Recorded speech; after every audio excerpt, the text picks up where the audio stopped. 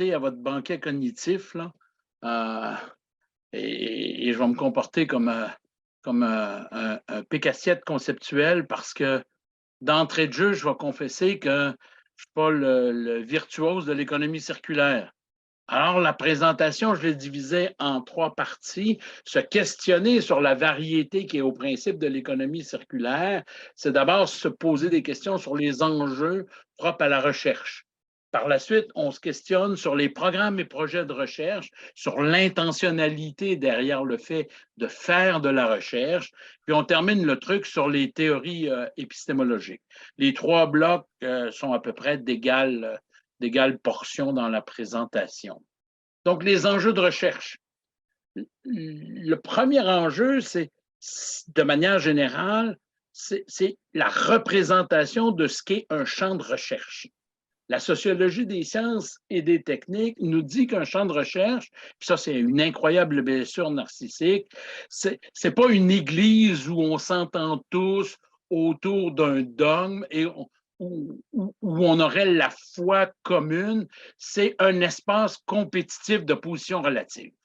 Donc, c'est d'abord compétitif, on ne partage pas tous le même point de vue, et c'est des positions relatives, c'est-à-dire qu'il y a des positions de dominants, il y a des positions périphériques, et c'est un espace de lutte. C'est une compétition d'abord pour le monopole de la scientificité. On ne s'entend pas tous sur ce que c'est faire de la science dans un champ de recherche. Et c'est une compétition pour la reconnaissance symbolique et les ressources propres au champ. Donc, qui va avoir accès aux chaires, qui va avoir accès aux présentations, qui va avoir accès au budget de recherche. Et ce qui est excessivement particulier dans un champ de recherche, c'est un marché dans lequel les consommateurs sont des producteurs concurrents. On produit pour nos concurrents. C'est excessivement particulier comme marché des biens symboliques, produire pour ses concurrents. Bon, alors que si on a à produire pour ses concurrents, la clé de voûte pour tirer son épingle du jeu compétitif, ben, c'est de collaborer pour compétitionner. C'est vraiment la clé de voûte. Alors, au regard de ce que nous dit la sociologie des sciences et des techniques, le fait d'avoir des débats au sein même d'un champ de recherche, c'est anodin. Le fait de ne pas partager le même point de vue, c'est anodin, c'est au principe de tous les champs de recherche. Ce qui serait affolant, finalement, dans un champ de recherche, c'est que ça soit un univers profondément consensuel. En fait, le seul consensus qui est au principe des champs de recherche, c'est qu'on arrive à se mettre d'accord sur nos désaccords. Quels sont les enjeux? Ils sont de 4 ordres. Ils sont ontologiques, théoriques, méthodologiques et épistémologiques. Les enjeux ontologiques, c'est d'abord la légitimité des objets. Quels sont les objets en économie circulaire, outre l'économie circulaire elle-même? Est-ce que les pratiques sont un objet légitime? Est-ce que les valeurs sont un objet légitime? Est-ce que les comportements, la psychologie des uns et des autres sont un objet légitime? Est-ce que les cultures nationales sont un objet légitime? Donc, on se questionne dans les champs de recherche sur les objets légitimes, voire même sur les objets qu'on considère être les plus légitimes. Il y a deuxième niveau ontologique, le choc des niveaux d'études. Est-ce que ce qui est intéressant, c'est d'étudier les pratiques concrètes, réelles des acteurs sociaux en économie circulaire, ou est-ce que ce qui est intéressant, c'est d'étudier la société dans son ensemble? Ce qui est très différent et ce qui nous amène au choc des ontologies disciplinaires. C'est particulièrement vrai dans le champ de recherche de l'économie circulaire, puisque c'est un domaine profondément multidisciplinaire. Alors, chaque discipline a son objet libidinal, son objet de prédilection. Alors, est-ce qu'on étudie l'économie circulaire sous l'angle des marchés, sous l'angle de la société, sous l'angle du pouvoir, sous l'angle du comportement individuel, sous l'angle de la gestion? Chaque discipline apporte son objet et l'idéal, quand on considère la variété des enjeux ontologiques, c'est de tenter de métisser les objets, tenter de se questionner, par exemple, sur la gestion en fonction des sociétés et l'économie circulaire. Donc, essayer d'hybrider, de métisser les niveaux ontologiques. La deuxième catégorie d'enjeux, c'est les enjeux théoriques. Il y en a trois. D'abord, l'enjeu fondamental mis au jour par Thomas Kuhn dans les années 60, c'est la tension entre la conformité et l'originalité. la pression à se conformer aux théories en vigueur dans un champ de recherche, elle est incroyable. Mais en même temps, si on veut gagner des points dans le champ compétitif, on a tout intérêt à être un peu original. Et les deux dangers qui guettent tout chercheur d'un champ de recherche, c'est d'être totalement conforme. Lorsqu'on est totalement conforme, on devient invisible parce qu'il y a une position dominante, puis tant qu'à être totalement conforme, ben, on va s'en remettre à la position dominante. Et l'autre danger, c'est d'être totalement original, auquel cas on va avoir l'air d'un original. Et du coup, ben, on va être tenu à la périphérie du champ. La deuxième tension, c'est la tension entre l'interdisciplinarité et la disciplinarité. Ce qui est au principe de la disciplinarité, c'est la capitalisation cognitive. Quand on est dans une discipline et qu'on y travaille 10, 15, 20 ans, on devient un virtuose des concepts et des méthodes, on capitalise sur notre savoir et c'est excessivement difficile de mettre en jeu le capital symbolique et cognitif acquis pour se lancer dans l'interdisciplinarité où on fusionne les capitaux, où on hybride les capitaux. Et la troisième tension, et c'est la plus fréquente dans tous les champs de recherche, et c'est probablement la tension qui est la plus présente dans les conflits dans un champ multidisciplinaire, c'est la tension entre ce qu'on appelle l'individualisme méthodologique et le holisme méthodologique. L'individualisme méthodologique consiste à expliquer un phénomène par les intentions de l'acteur et l'action de l'acteur. Donc, l'économie circulaire, dans ce cas-là, s'expliquerait par le comportement des acteurs sociaux, par l'intention des acteurs sociaux, c'est ce qu'ils font, ce qu'ils ne font pas, c'est ce qu'ils pensent, c'est ce qu'ils ne pensent pas, c'est ce qu'ils veulent, c'est ce qu'ils ne veulent pas, qui explique, par effet de composition, qui explique l'économie circulaire. On peut avoir une toute autre explication qui est celle du holisme méthodologique, qui consiste à dire qu'un phénomène s'explique par des collectifs. Alors, l'économie circulaire serait fonction de la nature de l'industrie. L'économie circulaire serait fonction de la culture nationale. L'économie circulaire serait fonction des politiques mis de l'avant. Donc, serait fonction des déterminants de l'action humaine. Les enjeux méthodologiques, ils sont de deux ordres. Et je dois dire que j'ai toujours eu de la difficulté avec les enjeux méthodologiques parce que pour moi, une méthode n'est qu'une méthode, là, mais les enjeux méthodologiques opposent souvent la méthode quantitative à la méthode qualitative. Donc, les virtuoses de la réalité chiffrée versus les virtuoses de la réalité langagière, puis l'induction versus la déduction. Mais derrière la première tension, méthode quantitative versus méthode qualitative, ce qu'on retrouve en fait, c'est des enjeux épistémologiques très, très forts qu'on va expliciter plus tard. Et finalement, les enjeux épistémologiques, ceux qui sont au cœur de la présentation d'aujourd'hui, ça consiste à, d'abord, pourquoi connaître? À quoi ça sert connaître? C'est quoi une connaissance valide? Ce qui va préfigurer qu'on est capable de répondre à la question qu'est-ce qu'une connaissance invalide? Qu'est-ce qu'une connaissance socialement utile? Et finalement, ben, comment on fait pour connaître? Donc, le buffet. En épistémologie, on peut pénétrer le domaine par au moins, je dis au moins parce qu'il y en a plus que ça, mais nous, on va s'attaquer, puis on va s'attarder à deux aspects. On peut pénétrer le gruyère épistémologique en focusant sur les programmes et les projets de recherche. Ça permet de se questionner sur les fondements même de la connaissance.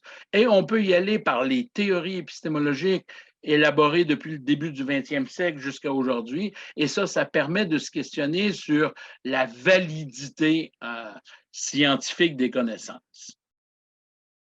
Donc, allons-y avec les programmes et les projets. Et de mon point de vue, là, je vais confesser que c'est probablement ce qui me paraît être le plus utile quand je cherche à comprendre les débats dans un champ interdisciplinaire, mais y compris dans les disciplines.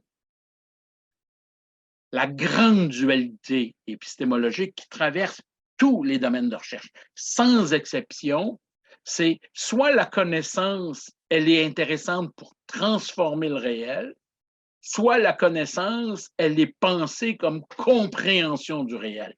Alors, pour quelle espèce de raison est-ce que je voudrais connaître? Pour quelle espèce de raison voudrais-je faire de la recherche? Bien, pour transformer le réel, l'améliorer au nom de l'idéal du progrès des modernes. Donc, on va améliorer la santé, on va améliorer l'éducation, on va améliorer notre écologie collective, ou soit on cherche à comprendre comment l'économie circulaire se met en place, comment l'action des uns et des autres se combine pour donner une culture nationale propice. Bon, transformer ou comprendre. Et cette dualité entre transformer et comprendre est présente dans nombre de domaines. Par exemple, en sociologie, on a la sociologie qui cherche à comprendre, puis on a le travail social qui cherche à transformer le réel. La gestion est dédiée à la transformation, et donc la tension entre transformer et comprendre est la très grande tension, et non seulement c'est une très grande tension, mais ceux qui sont du côté de la transformation ou ceux qui sont du côté de la compréhension vivent un conflit permanent.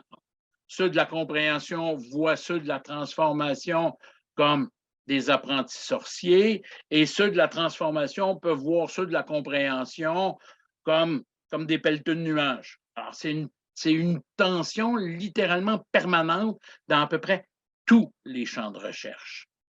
Le programme de transformation comprend deux projets qui cohabitent très difficilement. Alors, soit le projet technique, c'est l'ordre des moyens qui va prévaloir. Donc, techniquement, comment on réalise l'économie circulaire? Comment on pense à utiliser moins de ressources? Comment on pense à concevoir mieux les produits? Comment on pense à les réinscrire dans la boucle? Et techniquement, on peut mettre au point des processus, des règles. Donc, l'idéal du projet technique, c'est rationaliser. C'est utiliser la raison pour un maximum d'efficacité. C'est normer les pratiques. C'est performer avec des règles. C'est miser sur des techniques efficaces. Finalement, c'est la rationalité instrumentale. Alors, faire de la recherche en économie circulaire dans le projet technique, c'est mettre au point des techniques efficaces. C'est mettre au point des normes d'économie circulaire. C'est mettre au point des règles qu'il conviendrait de suivre, c'est finalement rationaliser l'action des uns et des autres.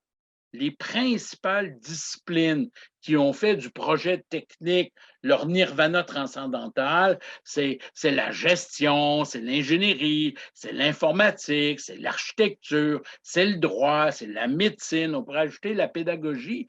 Et ici, ce qu'il y a d'intéressant à noter quand vous regardez gestion, ingénierie, informatique, architecture, droit, médecine, c'est de se rendre compte que dans l'université contemporaine, l'université du début du 21e siècle, c'est les territoires les plus fréquentés par les étudiants. Ça représente pas loin de 80% des étudiants universitaires actuellement. Et c'est donc dire que le projet technique est un projet immensément populaire dans notre modernité avancée. Mais on peut chercher à transformer d'une toute autre manière que d'une manière technique. C'est la manière humaniste, où là, c'est l'ordre des fins qui prédomine. Ce n'est pas les moyens à prendre pour arriver à réaliser la fin, c'est la fin en elle-même qui est cruciale. Alors, on cherche à humaniser, on cherche à émanciper grâce à un système de valeurs, on cherche à favoriser des prises de conscience. C'est finalement la rationalité axiologique qui est importante. Alors, dans le cas de l'économie circulaire, ce qui est important, c'est la conscience écologique, c'est la conscience du partage, c'est la conscience de s'inscrire dans une dynamique où on emprunte la planète à la génération qui nous suit. Et donc, c'est d'établir un filet normatif autour des fins. Les principales disciplines sont la sociologie, la philosophie, la psychologie humaniste. Et là, on se doute bien que sociologie, philosophie, psychologie humaniste vont rapidement être en tension avec gestion, ingénierie, informatique, architecture, droit et médecine.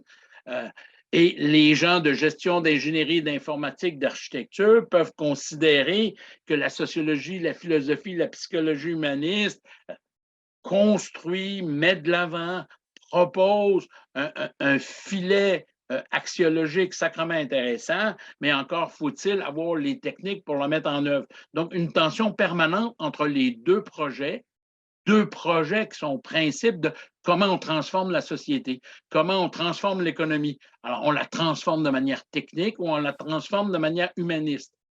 Et là, je nous entends tous, mus par notre québécitude larvée.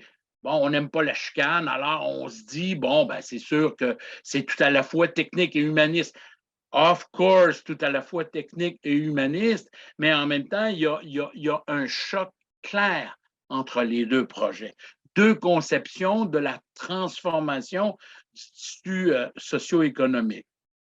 Là, pour le projet de la transformation, bon, maintenant, si vous me dites, ouais, mais c'est sûrement plus nuancé et plus complexe, clairement que c'est plus nuancé et plus complexe. Le programme de compréhension maintenant, il y a trois projets. Le projet idéographique, le projet nomothétique et le projet critique. Trois manières de comprendre. Examinons ces trois manières. D'abord, le projet idéographique. Le projet idéographique consiste à dire que connaître, c'est d'abord et avant tout décrire. Et dans décrire, ce qu'on veut dire, c'est que le terrain va l'emporter sur les analyses. La description fine de la réalité va l'emporter sur la théorisation. Le particulier va être aussi intéressant, voire plus intéressant que le général. Le concret l'emporte sur l'abstrait. Finalement, les faits.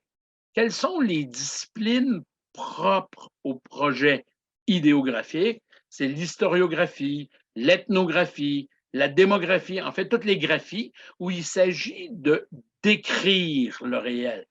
En économie circulaire, ça voudrait dire décrire les pratiques d'économie circulaire, décrire les industries euh, d'économie circulaire, décrire les organisations dans le domaine de l'économie circulaire, faire par exemple l'inventaire des types d'automobiles puis de véhicules routiers dans une société donnée, juste décrire le nombre des VUS, le nombre de camionnettes, le nombre d'autocompacts, une simple description va être perçue comme une connaissance valide au nom du projet idéographique. Premier projet, donc. Deuxième projet de la compréhension, c'est il ne suffit pas de décrire le réel, il faut expliquer ce qui se passe dans le réel. Expliquer, ça veut dire être capable de construire des concepts, l'abstraction, être capable de construire des généralisations qui vont s'adapter à toutes les industries, à tous les comportements, être capable de construire des lois abstraites qui vont permettre d'expliquer le comportement des uns et des autres.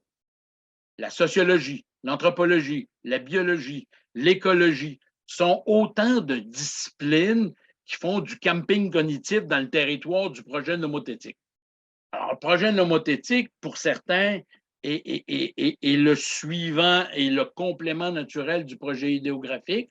On décrit le réel, on explique le réel, mais il reste que quand on regarde les disciplines, quand on regarde les recherches concrètes réelles que les uns et les autres produisent, il y a quand même une différence entre expliquer et décrire.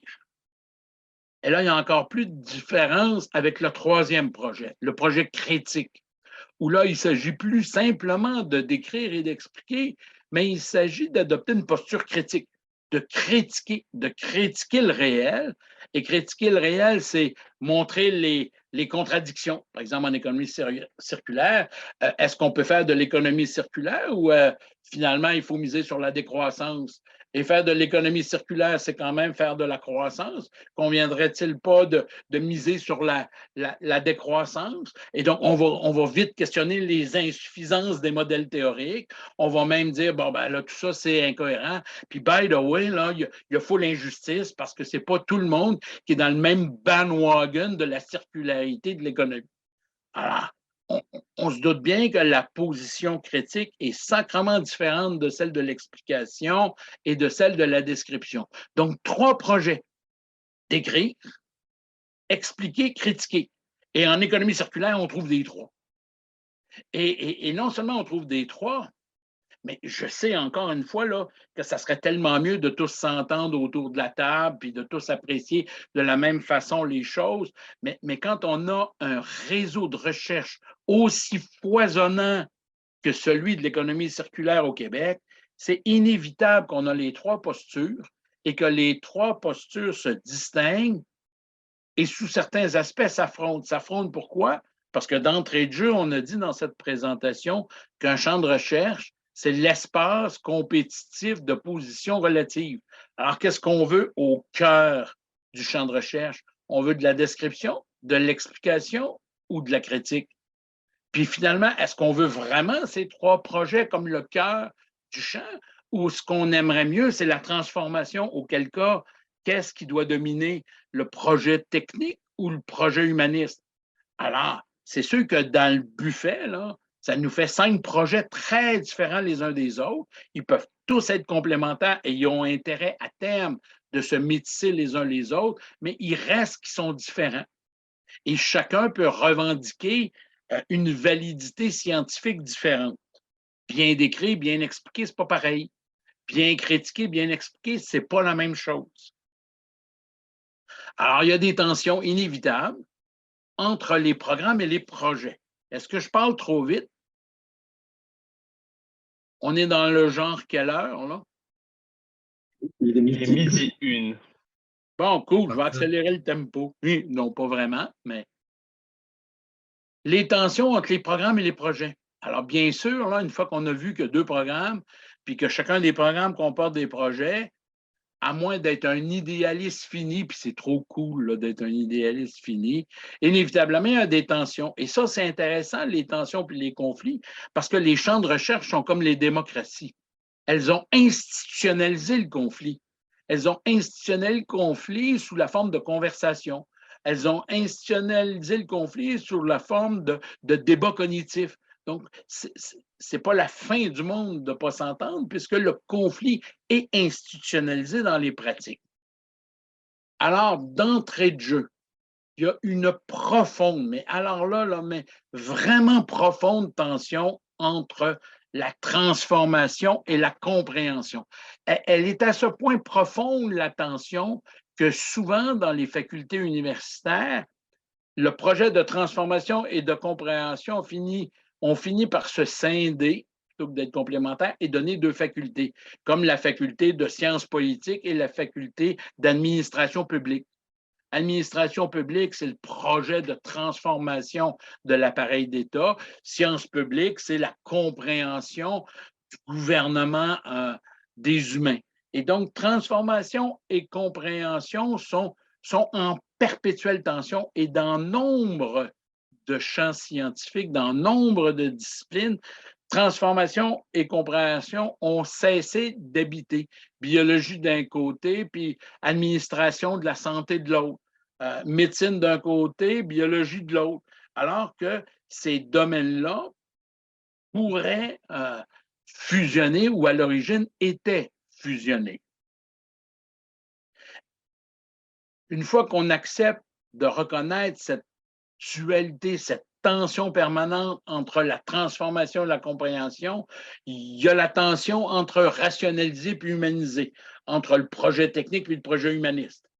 Pour le projet technique, les humanistes font la morale, puis pour les humanistes, le projet technique font de la technocratie. Alors, on imagine jusqu'à où ça va, là. Les uns voient les valeurs des autres s'empiler, là où les autres voient les techniques s'empiler.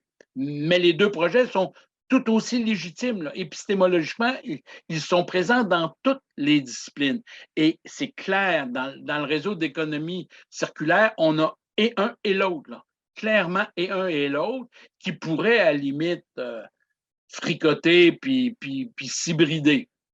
Dans le projet de la compréhension, la description et l'explication s'entendent comme larron en foire, si ça se trouve, se voient très facilement comme complémentaires, mais la tension est entre ces deux-là et le projet critique.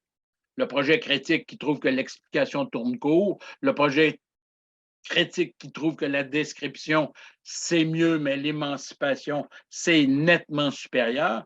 Donc, une tension permanente entre décrire et expliquer versus critiquer. Et la ligne rouge dans le dessin témoigne de l'idée du mouvement qui est au principe des champs scientifiques. Si on cherche à transformer, inévitablement, la transformation va s'accompagner de conséquences inattendues. C'est inévitable. Bon, puis les conséquences, on va être obligé de les comprendre. Alors, on va chercher à les comprendre, puis il y a fort à parier qu'on veuille humaniser, émanciper les uns et les autres. Et donc, il y a un mouvement permanent. Et si on suit historiquement le développement d'un champ de recherche, on arrive très, très vite à voir ces mouvements. Les mouvements, ils sont perpétuels, d'où tout l'intérêt de préserver tous les projets et les programmes. Maintenant, si on se centrait juste sur le territoire du social, ça nous donnerait, par exemple, l'action, parce que le fait de comprendre, le fait de vouloir transformer, le fait de vouloir connaître, c'est une action cognitive minimalement.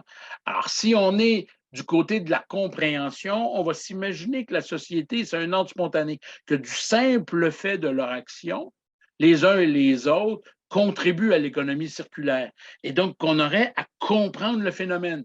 Alors, si on cherche à le comprendre à l'aide des disciplines, comme par exemple la sociologie, l'anthropologie, la psychologie et le cognitif, ben, la compréhension, elle va être d'ordre politique, culturel, psychologique et cognitive. Et ça forme les sciences du social. Et on va se dire, tiens, l'économie circulaire a au moins 4 dimensions. Et il peut en avoir tellement plus, là. Elle pourrait avoir la dimension écologique, elle pourrait avoir 1001 dimensions.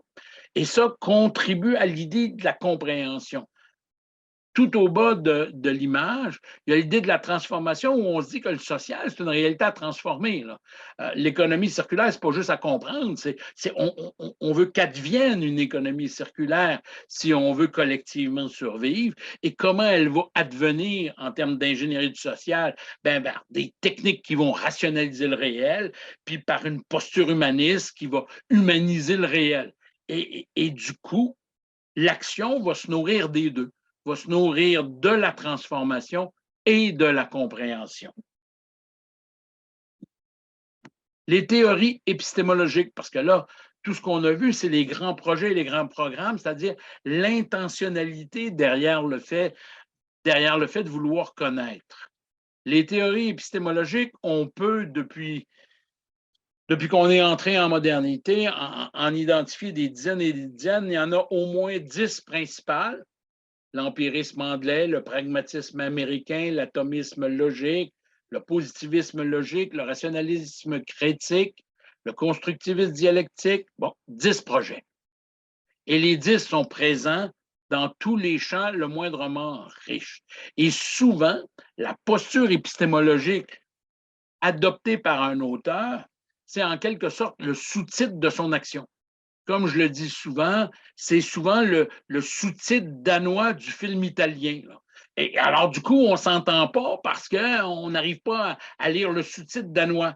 Mais le sous-titre, il est là, et ce sous-titre-là tient dans la posture épistémologique. La première posture épistémologique de la modernité, ça a été l'empirisme anglais. Et encore aujourd'hui, c'est lourdement la couche sédimentaire de base du travail scientifique, c'est de considérer que la science, c'est d'abord un fait d'observation. Et c'est David Hume, John Locke qui ont été les premiers à asseoir épistémologiquement l'idée du fait d'observation. Et on se dit que faire de la recherche en économie circulaire, c'est forcément aller sur le terrain. C'est forcément être confronté à la réalité. C'est forcément observer les pratiques. C'est forcément observer les processus. C'est forcément observer le déploiement des techniques et des règles.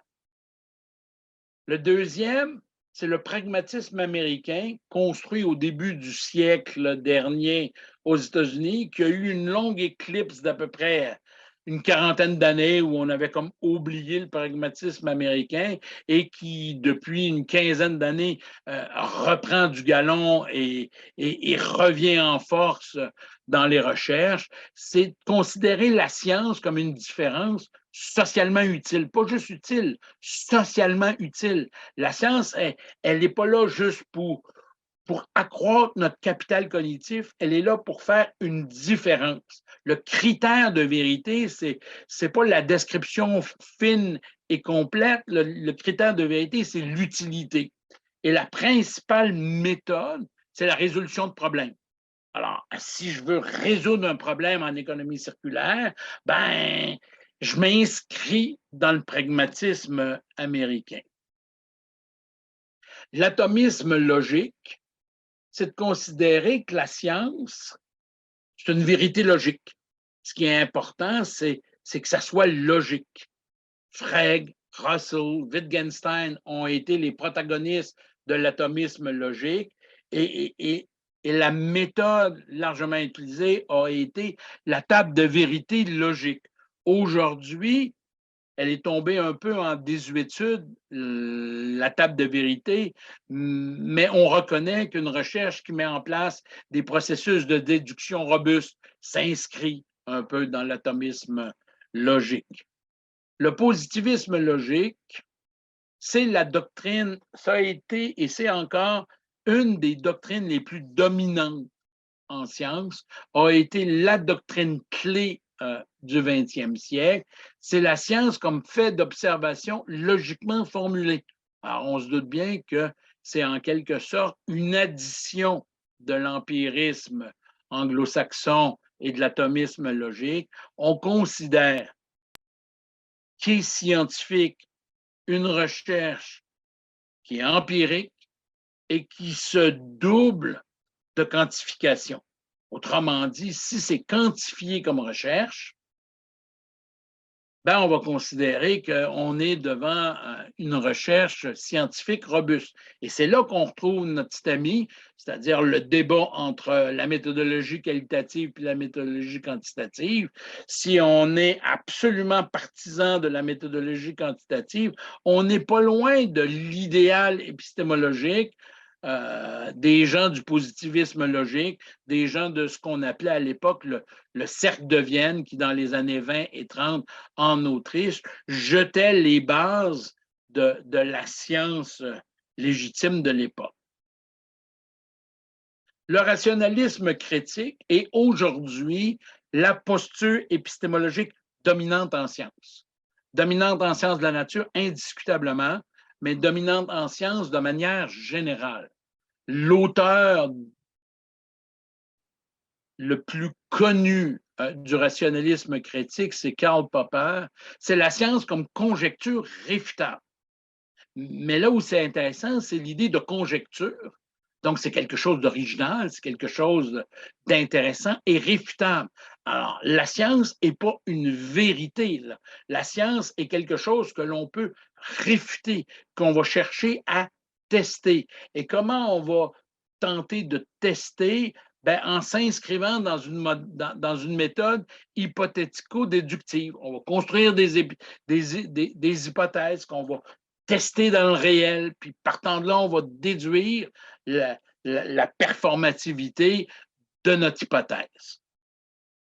Donc, c'est une posture où on cherche à se donner tort. Et ça, j'avoue que c'est pas simple là, de chercher à se donner tort, particulièrement quand on a beaucoup de capital cognitif. Le constructivisme dialectique qui a été excessivement à la mode à la fin du 20e siècle considère la science comme un système d'apprentissage.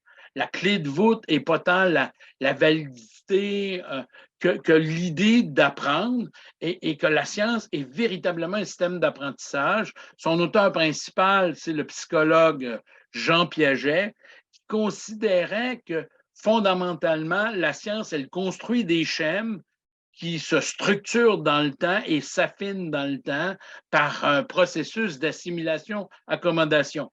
Alors, qui dit assimilation-accommodation dit forcément se frotter sur le réel, engager sa recherche dans un territoire empirique. Et une fois qu'on l'a engagé dans un territoire empirique, on assimile le réel et on accommode nos concepts et nos théories en fonction de ce qu'on a trouvé dans le réel. Et du coup, la science, elle est toujours en construction permanente.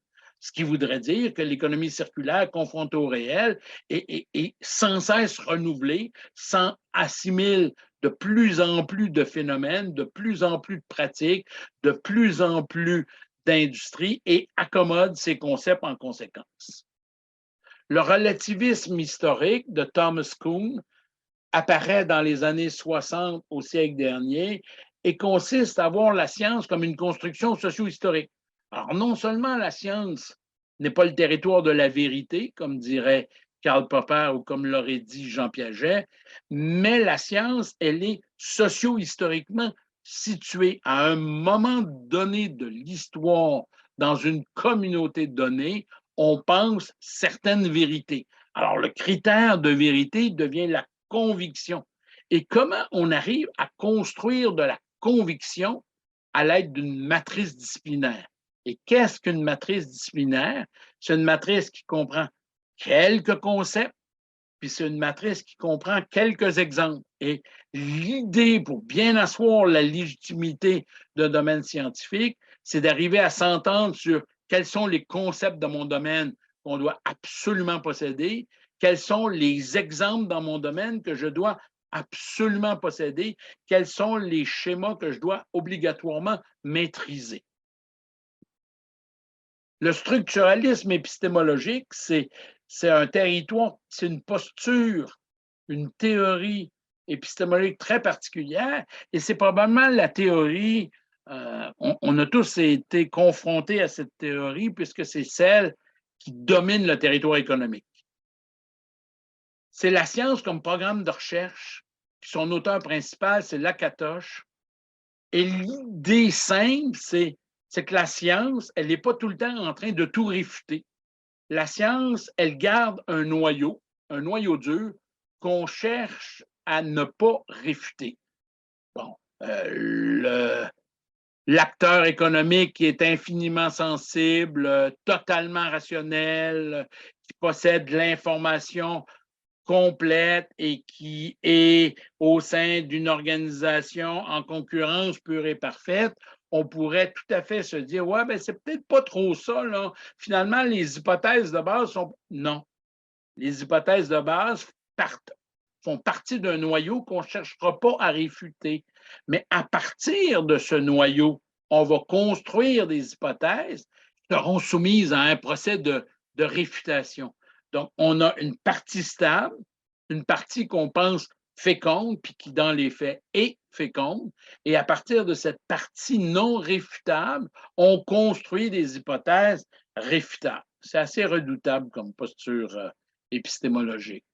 Il y a l'anarchisme épistémologique qu'on a vu apparaître dans les dernières années par Feyerabend, qui consiste à dire que la science, et ça nous heurte, là, la science, c'est un territoire politique.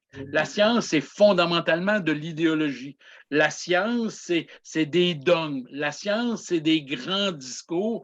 La science permet d'asseoir le pouvoir des élites. Et finalement, le dernier en date, le postmodernisme et les cultural studies, consiste à voir la science comme source d'éveil, comme source, j'aurais le goût de dire d'émerveillement, mais littéralement comme source d'éveil, comme source d'émancipation, comme source d'humanisation. Les principaux auteurs sont Hogarth et Hall, et le critère de vérité, c'est le ressenti. Qu'est-ce que ça me fait? Et finalement, la méthode, c'est la déconstruction à l'aide des philosophes français de la deuxième tranche du 20e siècle. Donc, voilà autant de théories qu'on peut appliquer à l'économie circulaire, puis qui expliquent très largement l'incroyable diversité, l'incroyable foisonnement théorique qu'on peut trouver dans le réseau.